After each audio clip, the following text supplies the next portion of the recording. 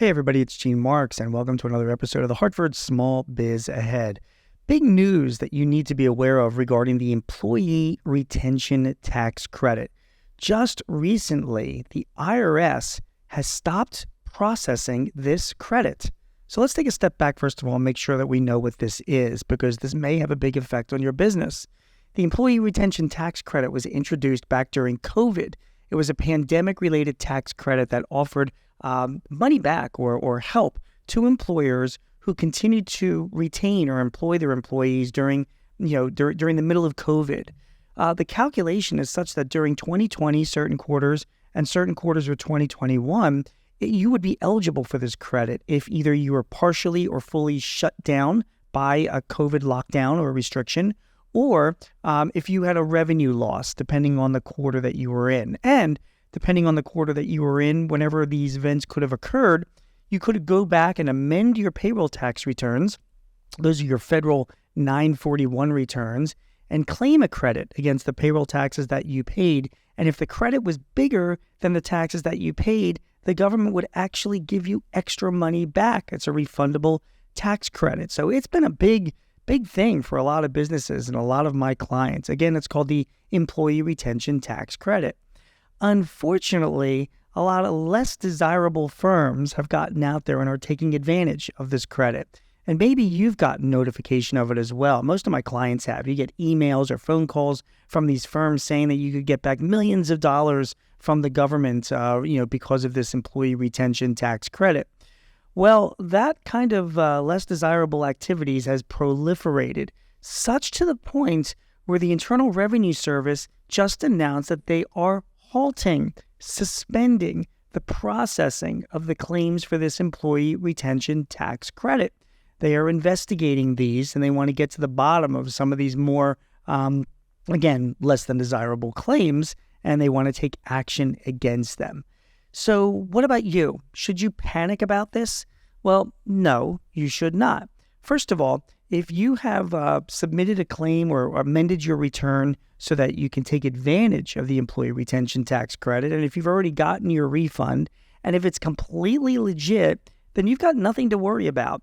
If you have a concern about whether it was legit or if you were truly eligible for this, you should go to a tax professional or your payroll service company and have them review the amended return that you used to get this refundable tax credit, so that they can tell you if it was legit. Again, if it was legit, you've got nothing to worry about. If it was filed incorrectly, or if a reputable tax professional says, no, this wasn't legit, or you weren't eligible and you really shouldn't have gotten this credit, again, don't panic. The IRS right now is working on guidance on how to withdraw your claim. First of all, how to pay that claim back and settle with them. So be aware that it's coming, and you want to keep an eye out, and you want to make sure that your tax professional is keeping an eye out too.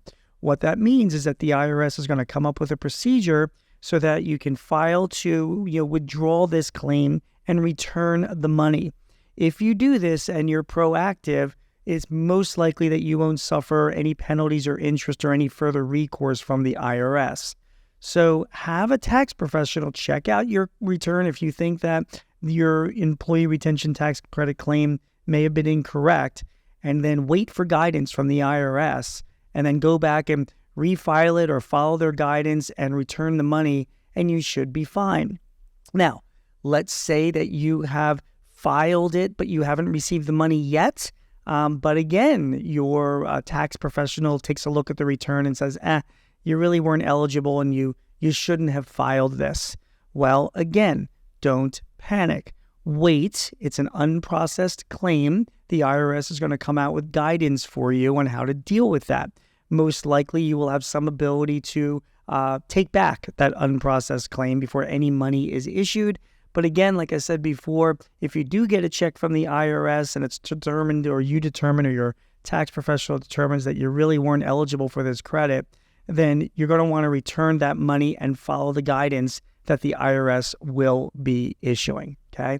Now, again, if you think your claim is fine, even if it's unprocessed, then you don't need to be doing anything. And not only that, but these claims, this tax credit doesn't expire until beginning in 2024 through 2025. So you still have time to file for the employee retention tax credit if you think you're legitimately eligible for it. So you can still go forward with that process. Even though the IRS has suspended their processing of these returns, it is going to pick up again. They are going to resume it at some point.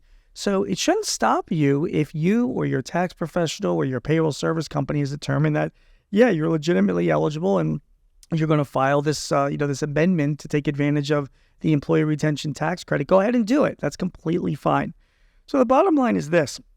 The employee retention tax credit right now has been suspended as far as processing is concerned. Hasn't been canceled or anything like that, but the IRS is reviewing it. If you think that you are eligible and everything is fine and your tax professional has reviewed your returns and whether you've gotten the money back or you're still waiting for the money, you don't have to do anything at all other than just being patient. And by the way, from what I'm hearing from the IRS, if you're still waiting for the money, it could be easily another 3 to 6 months until you see it. So prepare for that. However, if you have filed an amendment to your 941, if you have received money back from the IRS, or if you're expecting to receive it because of the employee retention tax credit, and you determine with your tax professional that you're really not eligible or there was a problem with the filing, don't panic, but you're going to have to either return the money or definitely notify the IRS. And the IRS is soon coming out with guidance about how to do that. So make sure that you do that to avoid any problems, let alone penalties and interest if you delay. My name is Gene Marks, and you've been listening to the Hartford Small Biz Ahead Podcast, and this has been all about the employee retention tax credit, and I hope this information helps. If you need any advice or tips or help in running your business, please visit us at smallbizahead.com or sba.thehartford.com. We'll be back to you next week with another episode or two of this great podcast to help you run your business. Thanks so much for listening. We'll see you then. Take care.